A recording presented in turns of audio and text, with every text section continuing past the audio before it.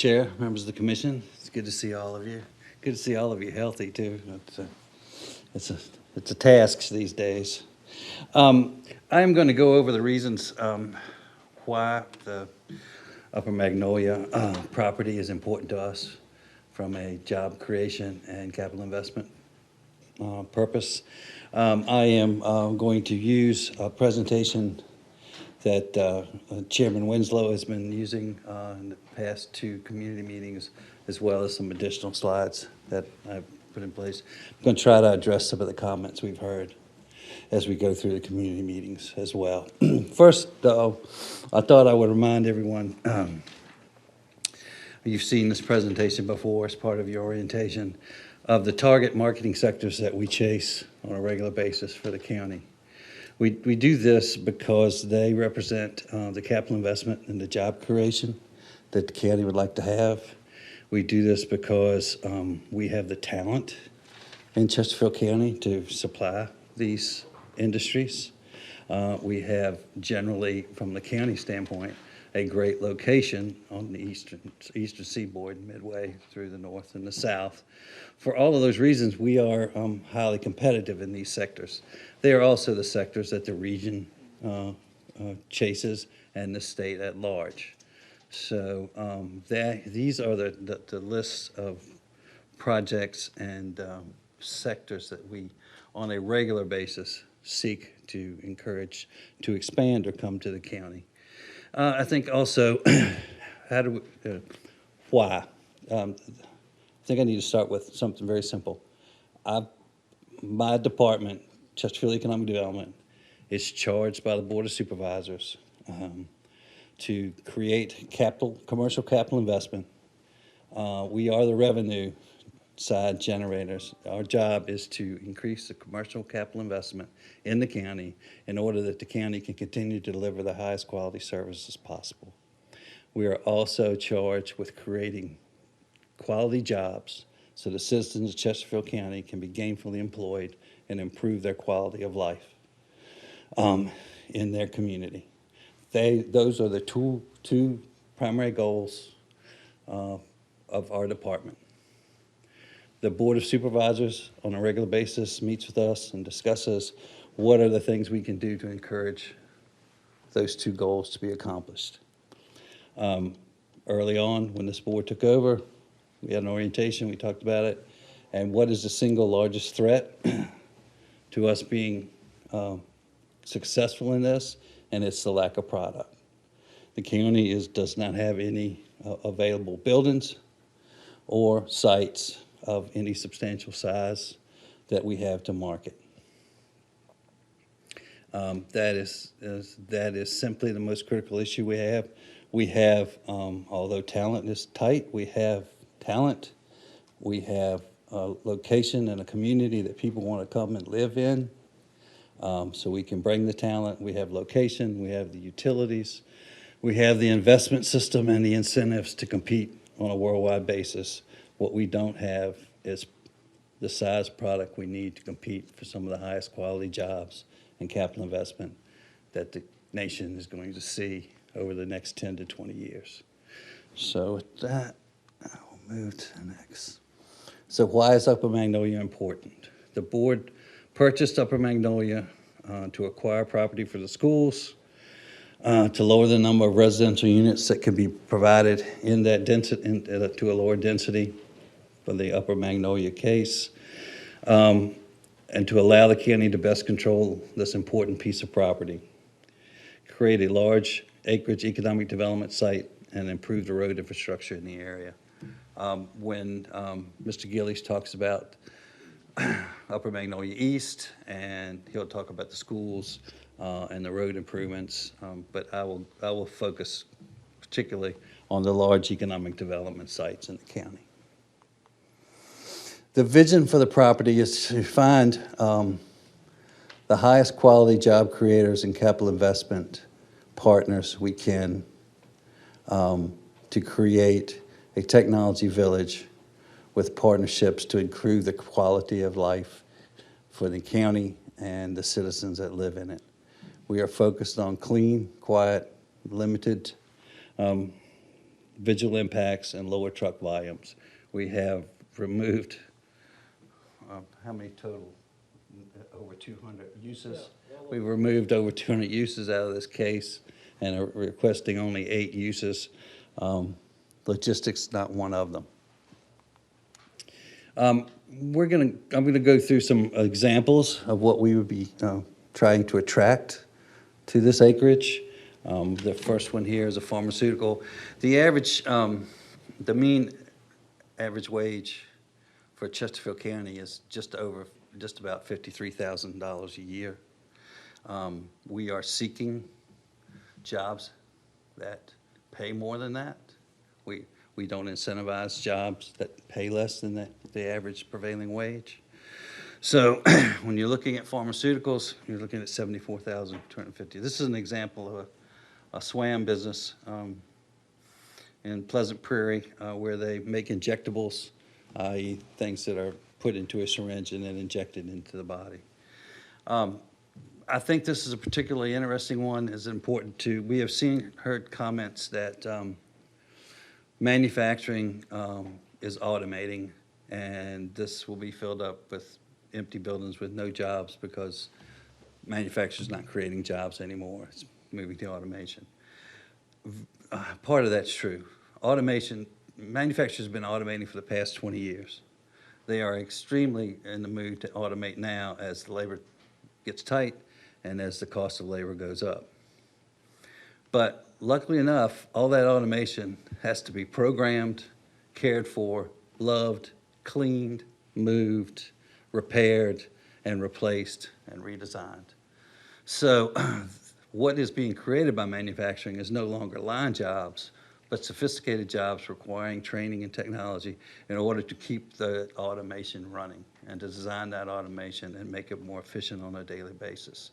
Those are the jobs we are trying to attract. We are actually not looking for any job that automation will replace. We are looking for the jobs that automation creates. I say this now because of pharmaceutical manufacturing, because pharmaceutical manufacturing is very important to us because it is actually, this region is about to experience a pharmaceutical demand increase due particularly to automation in the pharmaceutical chain. We have a process called flow that was invented by several really great chemists and pharmacists, one of which happens to be a Richmond area resident for all his life, and working with VCU, has created this process called flow, which automates the packaging and capsulization of pharmaceuticals. Because of this invention, he has won, the process has won an NIH grant for $800 million to upscale the process to production levels. They are doing that at BI Chemicals plant in Petersburg, and a lot of the research technology will go on at VCU. Chesterfield sits between those two institutions. There will be hundreds of pharmaceutical manufacturers seeking to apply this technology to their use, creating thousands of jobs in the area. And the jobs we will be chasing for these pharmaceutical manufacturers will be the laboratory jobs, six-figure laboratory jobs, testing the equipment, feeding the equipment, quality control, product design, and so forth. So we agree that manufacturing is automating, and we accept it wholly, because the other thing we mentioned back to what we're doing, manufacturing equipment is extremely expensive, and even though we have a very low machinery and tools tax rate in Chesterfield, we make a lot of income off of machinery and tools. And the more automated the manufacturer is, the more M&T taxes he will pay. Research and development. Obviously, we want to encourage research and development facilities in this park. $122,000 a year annual wage is what we're looking for. This is an example of the EPA's research facility in Research Triangle Park. I would ask for each of these slides to look at the proximity between the manufacturing and the research and the residential in the area.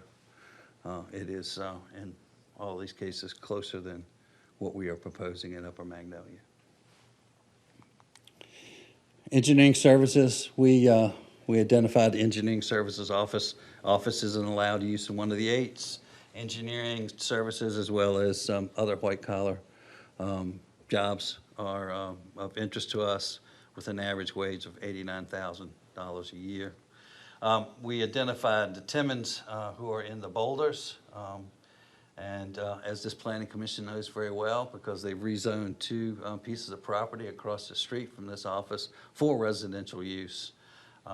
It is in fact the densification and the close proximity to the jobs that is actually the attraction there. Semiconductors. You'll see in a later slide, semiconductors are making a strong comeback into the U.S.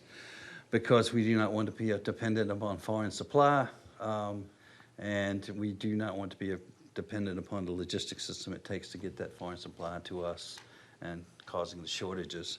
This one has clearly the largest salary differential between our existing average salary and the average salary that the industry pays. What you see here is Intel's Coachella campus in Arizona. It has been there for about 20 years. I will point out that the housing that is directly across the street and surrounding it was not there till after the plant came. Data centers. We are in a digital and data center world. It is the increase in demand for data storage is going to continue to increase and to grow exponentially. We are going to see that data move into bigger facilities. They're basically the cloud. What I'm showing you here is average salary of $91,000 for data centers. The two I'm showing you are Digital Fortress and the Vita facility. Both of them are in Meadowville Technology Park now. The Digital Fortress facility, Digital Fortress just purchased additional land from the EDA in order to quadruple the size of that data center. The Vita facility, the current major tenant, which is Vita, is moving their data to the cloud, and they are moving their offices to a new location in Chesterfield. We are waiting for that transition to occur so that we can bring in new tenants and new owners to the facility. We expect expansion. We have expansion capabilities there and expect it as well. I will point out to you with the data centers in Meadowville, the residential that surrounds. I've never used this pen before in my presentations, and I'm left-handed, so I'm going to swing around. Choose your color. Choose your color. Choose a color. Okay. Choose blue. All right. This area here is also designed for data centers. There are two campuses here and here. There are wetlands existing in here. They will not be developed. This residential, majority of it has occurred since Meadowville Technology Park was rezoned. Since Meadowville was rezoned. You can see this construction here. This is the village of Twin Rivers. It is going to include 130 single family, and then I'll show a picture in a minute where they're clearing for 450 high-value apartments. The developer spoke to me just this week and said it would be the finest development of the apartments that he has created in the county. And Mr. Emerson has done the edge and the view and some of the nicest apartments we have seen. He predicts these to be the best. So what I would say to you in this case, as I continue about Meadowville, this is the entire layout of Meadowville, about 1,300 acres. We've consumed about 800 acres of it. It's a little over 600 left to go.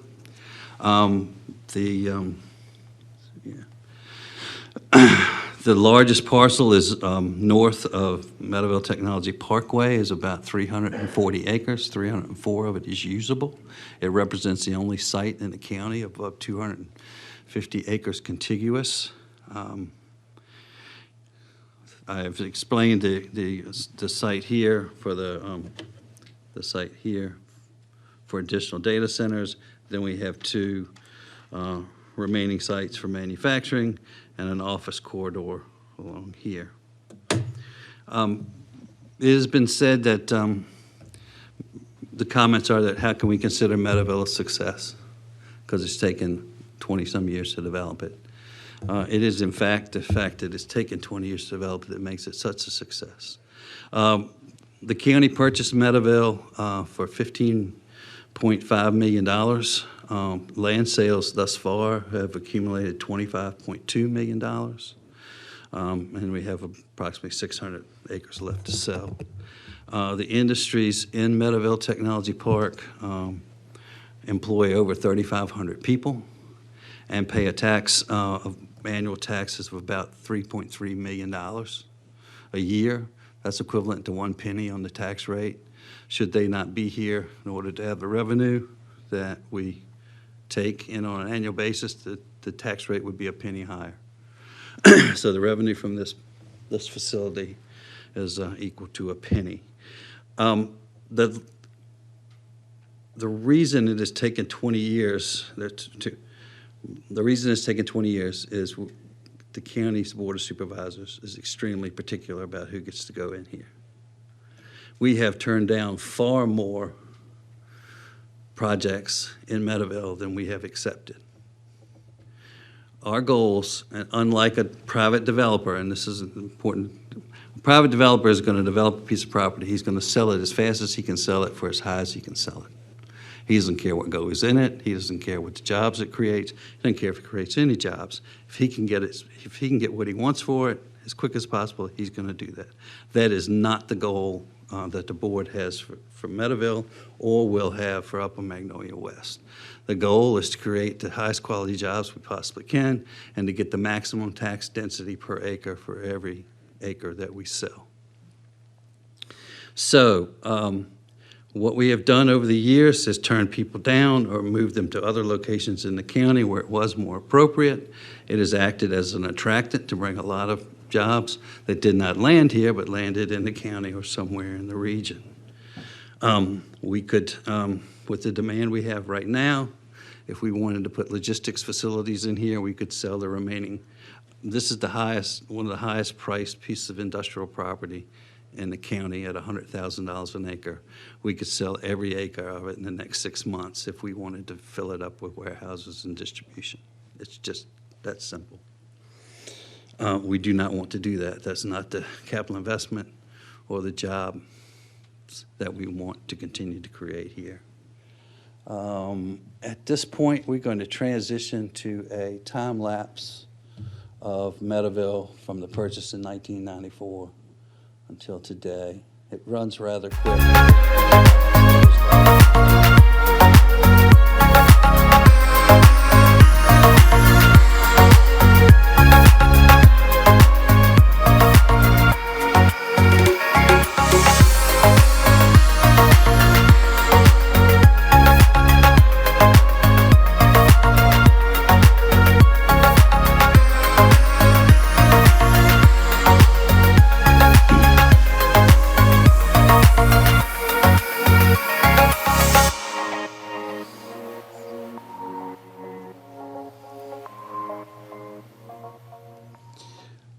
I know that runs fast, but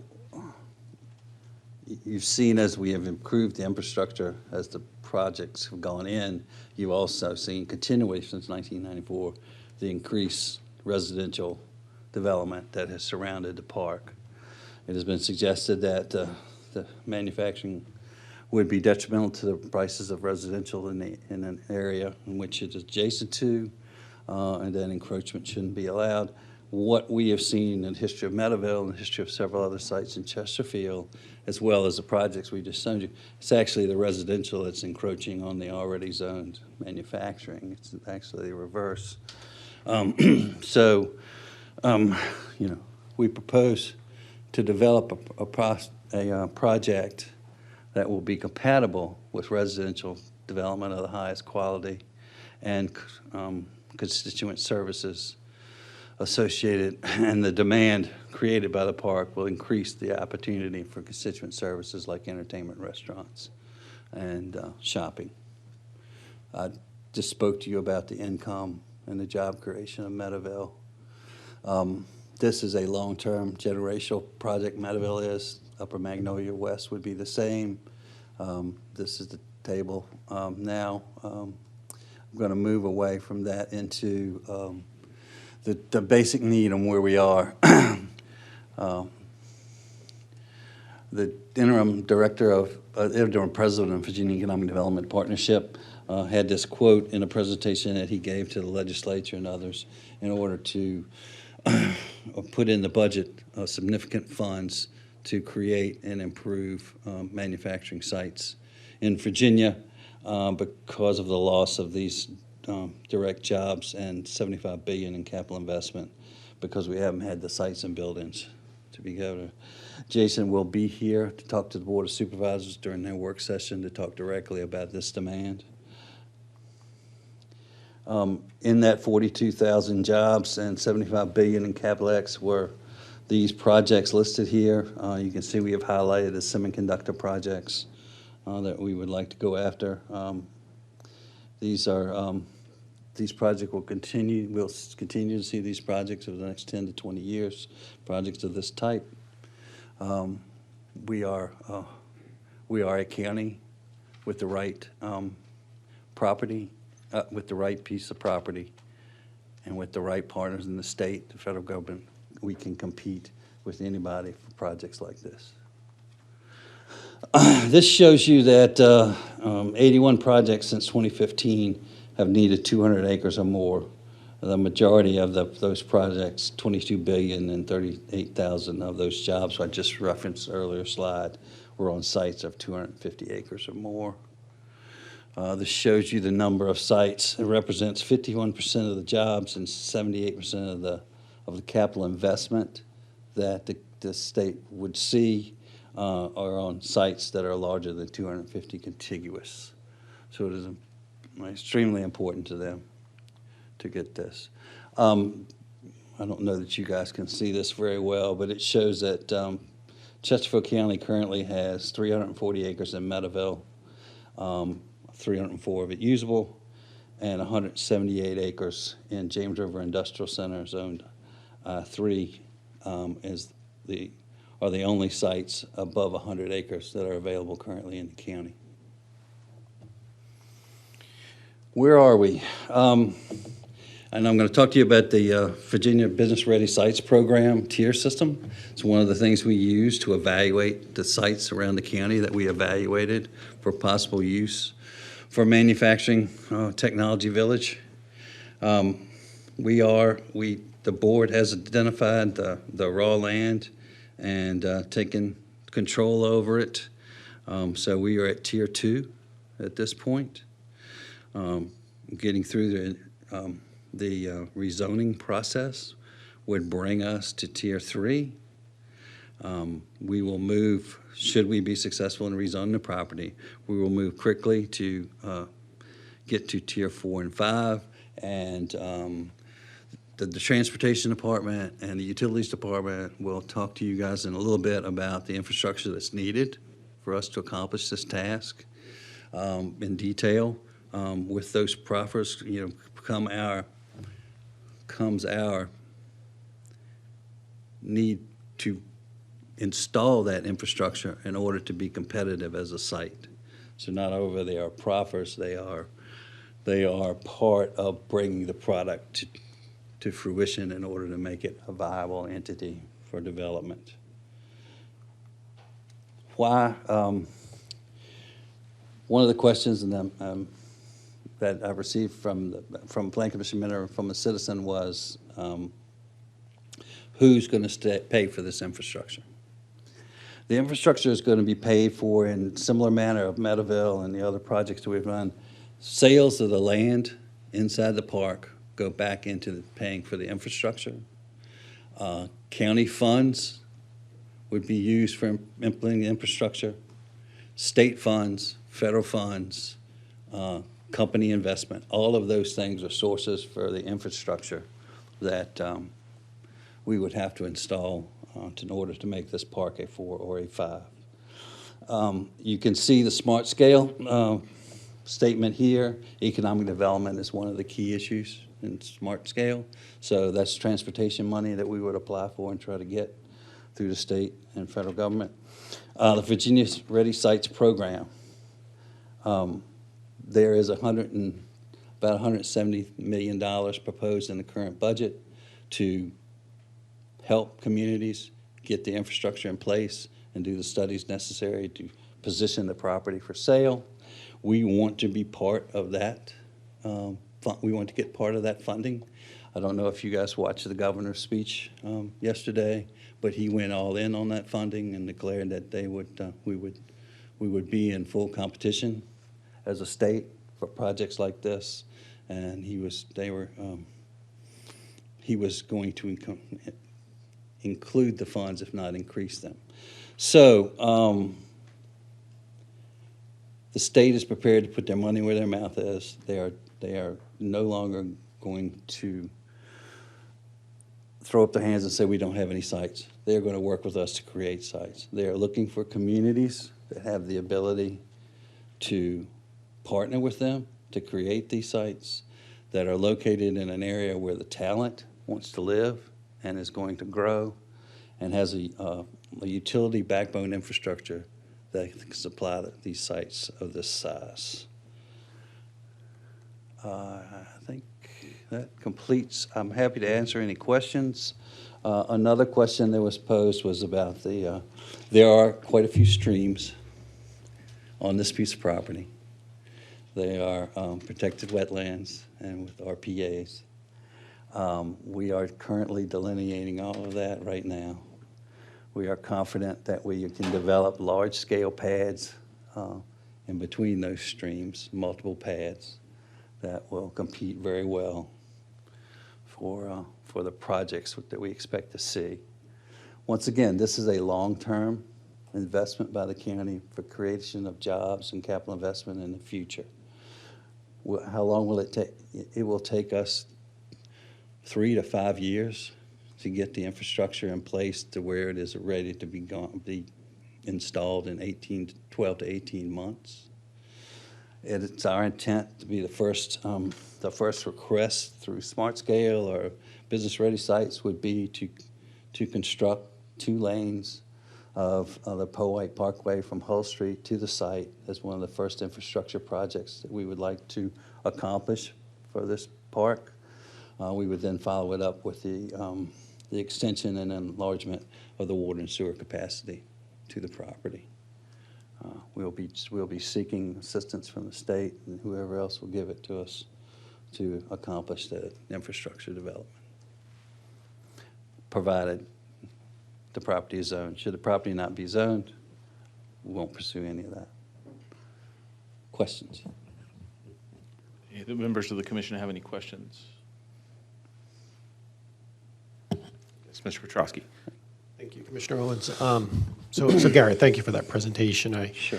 I definitely feel like new schools, better jobs sounds more appealing than suburban residential sprawl. So I think the goal, most likely most people share it. It's just how do we get to that goal?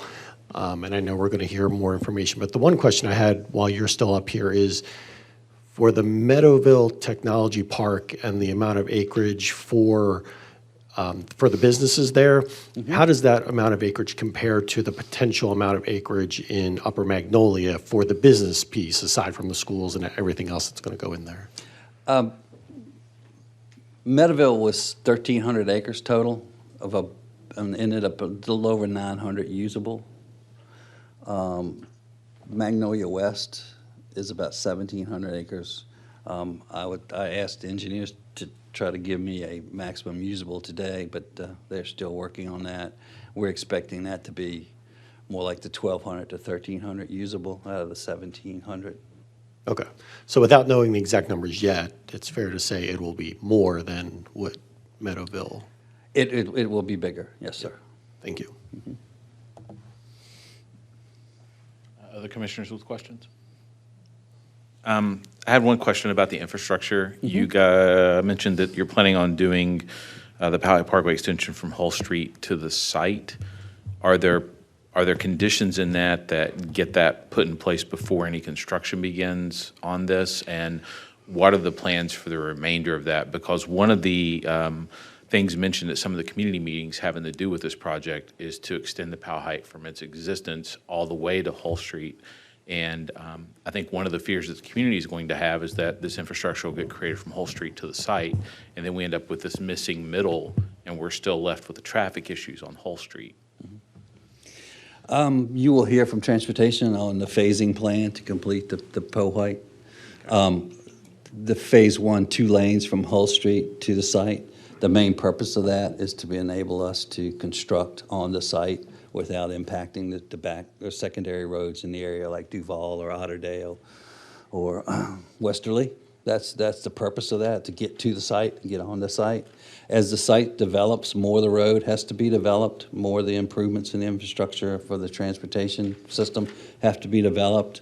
We are hoping that ultimately, with a project of or at build out with the number of jobs that this will create and the capital investment that it will create, it will inspire the state to come forth with enough money to complete the entire $700 million project, which would be the extension of the Powhite from its existence at 288 to Hull Street. It can't do anything but help that math work. Anyone else have questions? Yes, Commissioner Sloan. So Garrett, what do you feel like the competitiveness of the site is absent the Powhite Parkway? Absent the Powhite Parkway? The site is going to be extremely competitive once we get the 2 lanes in from Hull Street and the water and sewer. We can do a whole lot there with that. And then the transportation's coming up, and but I'll be very upfront. One of my concerns is probably being the only planning commissioner and no one on the board lives near an industrial complex like Meadowville. I do. I live in Rivers Bend, and I'll be the first one to say that from a property value standpoint and so forth, I have never seen property values affected by the technology park. However, and this isn't the first time you've heard me make this comment, from day one, 295 ran right through the middle, right upside the technology park. And while not in the technology park originally, the technology park dumped onto a 4-lane divided highway on the Rivers Bend side, which dumped onto a 4-lane divided highway with Route 10, which is now being expanded to 8 lanes, which got us to 95 or 295 from another area. So Meadowville's has always existed in an environment where traffic could get out of a regional area. So from tractor trailers coming in and out and so forth, and just watching that traffic move in and out, I would think that would be an important component. One of the things that concerns me is the lack of 4-lane access into and out of this site. And I'm not going, hope is not the right word, but I'm concerned that a lot of the traffic to get it out of the larger geographic area, we really need that extension. So I offer that as a concern, because we've heard that, we've heard previously that, whether it's metal or so forth, it's that access to that, I believe you call it the Golden Highway, right? 95 moving north and south. So I just ask that because perhaps with the types of companies you're trying to attract different from Meadowville, it's not as big of an impact, but. Yeah. You have heard me talk many times that the greatest piece of commercial infrastructure in the country is 95. And the closest you can be connected to that, the better you are competitiveness. We have exhausted the 95 corridor to a certain extent, although we will continue to put parcels together until we can get parcels that are big enough along 95. The vision for this park is a little different. We are looking for more of a campus for someone, for one or two or maybe three businesses to create substantial capital investment and substantial jobs along the future Powhite, which would be the same as 295 and when it arrives. We are proposing 2 lanes to get into the park.